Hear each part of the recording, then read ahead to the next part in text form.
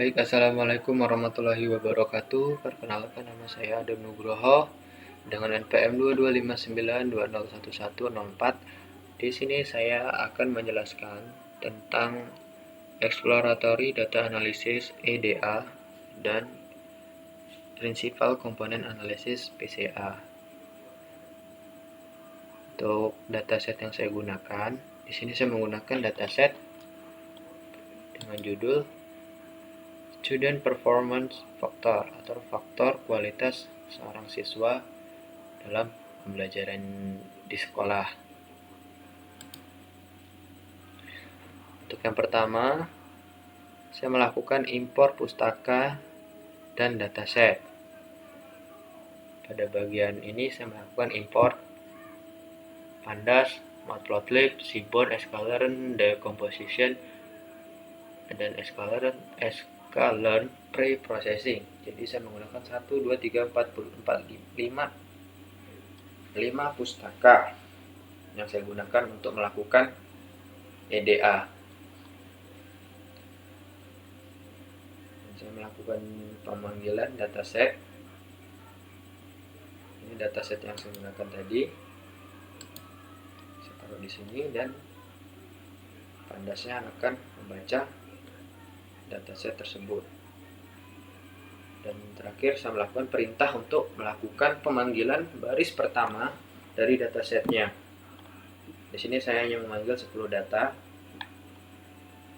Coba running. Dan inilah hasil dari pemanggilan 10 data. Ada 1, 2, 3, 4, 5 dan seterusnya. Setelah itu saya melakukan statistik deskriptif. Statistik deskriptif di sini saya hanya memanggil subnya saja. Jadi saya akan menggunakan beberapa poin-poin penting atau variabel X. Di sini kan ada dua variabel nih. Ada variabel X dan variabel ini hasil. Hasilnya itu adalah exam score atau nilai ujiannya. Saya hanya menggunakan beberapa variabel X-nya. Setelah saya running, nah ada 1, 2, 3, 4, 5, 6 variabel X yang saya gunakan untuk melakukan pengujian. Dan selanjutnya adalah visualisasi data. Visualisasi data. Visualisasi data di sini saya akan melakukan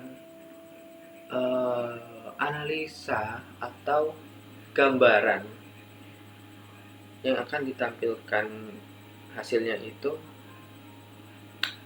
lewat tabel. Jadi di sini saya menggunakan visualnya untuk menampilkan plotnya itu dengan melakukan stylenya white grid agar lebih bersih dan rapi. Dan figurnya saya buat 14 x 10 inch agar bisa untuk menampung beberapa plot. Oh iya, maksud saya histogram ya, histogram atau diagram. Jadi di sini saya akan menganalisa dan hasilnya itu dalam bentuk histogram.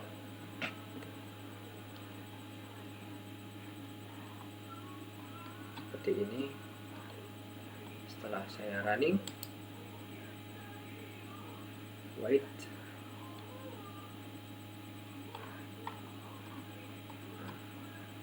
Distribution of our study. Nah, ini tadi adalah panggilannya, distribution of our study, di mana kita akan melakukan pemanggilan jam belajar siswa dari dataset tersebut dan ditampilkannya dalam bentuk histogram. Dan ini tampilannya. Di sini ada kurvanya. Kurva ini kita tadi melakukan pemanggilannya lewat KDE. Nah, ini kurva KDE. Dan di sebelah sini adalah distribution of attendance atau kehadirannya. Ini previous course atau nilai sebelumnya. Dan terakhir ada variabel y-nya, distribution of exam scores, hasil dari nilai ujiannya. Selanjutnya kita akan membahas Principal Component Analysis (PCA). Pertama, kita menentukan fitur apa saja atau variabel mana saja yang akan kita lakukan dalam PCA ini. Di sini saya menggunakan hours studied, attendance, previous score, dan exam score-nya. Jadi ada 2, 3, 4 variabel yang akan saya gunakan untuk melakukan PCA dari dataset yang saya gunakan di sini tadi.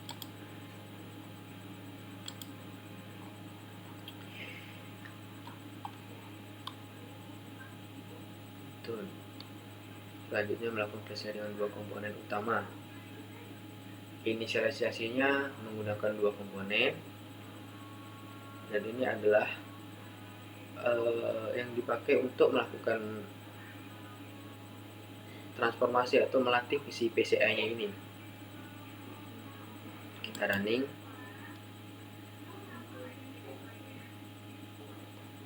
Dan nah ini hasilnya.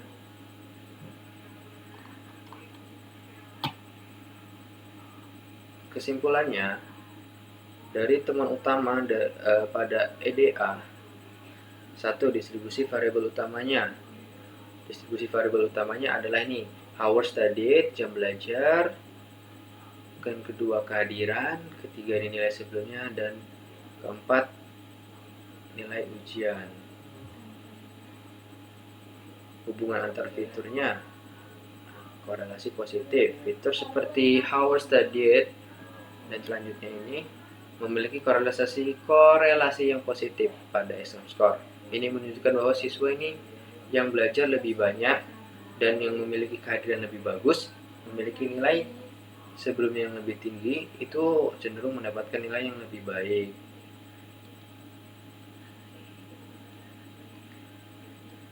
Dan poin keempatnya ini, untuk pola tidur dan skor ujian. Data jam tidur cukup terdistribusi dengan baik dan dapat dieksplorasi lebih lanjut apakah ada hubungan yang signifikan antara jam tidur dengan hasil ujian. Temuan utama dari PCA-nya, yang pertama reduksi dimensi. Dengan menggunakan PCA, data yang awalnya ini banyak ya, seperti kita lihat tadi, banyak data yang banyak, namun setelah kita menggunakan PCA ini lebih sederhana, datanya lebih diringkas, cuma dia itu tetap tidak.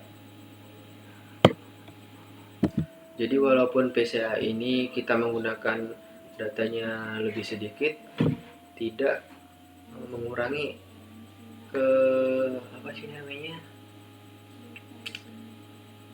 kepatenan, istilahnya nggak bakal ngilangin data-data yang sebelumnya itu, tetap hasilnya juga tetap akurat gitu.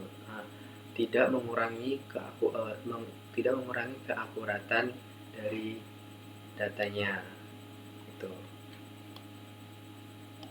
Nah, ini terakhir untuk konteks machine learning, EDA ini dapat digunakan sebagai dasar yang prediktif, karena dengan mengetahui fitur yang berkorelasi kuat dengan hasil ujiannya tadi atau exam score, model regresi atau klasifikasinya dapat dilatih untuk memprediksi performa siswa berdasarkan faktor seperti jam belajar, kehadiran, dan nilai sebelumnya.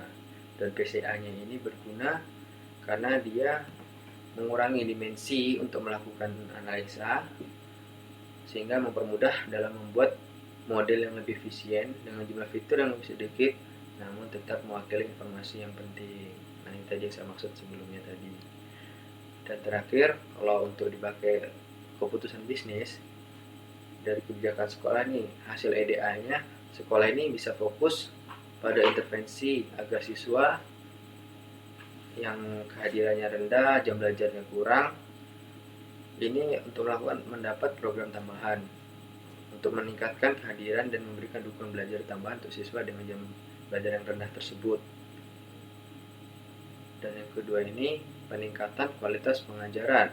Korelasi antara jam belajar dan skor ujian bisa menjadi sinyal bahwa strategi pembelajaran yang lebih interaktif dan dengan dukungan belajar tambahan di rumah ini bisa meningkatkan hasil ujian. Mungkin itu saja yang dapat saya jelaskan. Terima kasih. Wassalamualaikum warahmatullahi wabarakatuh.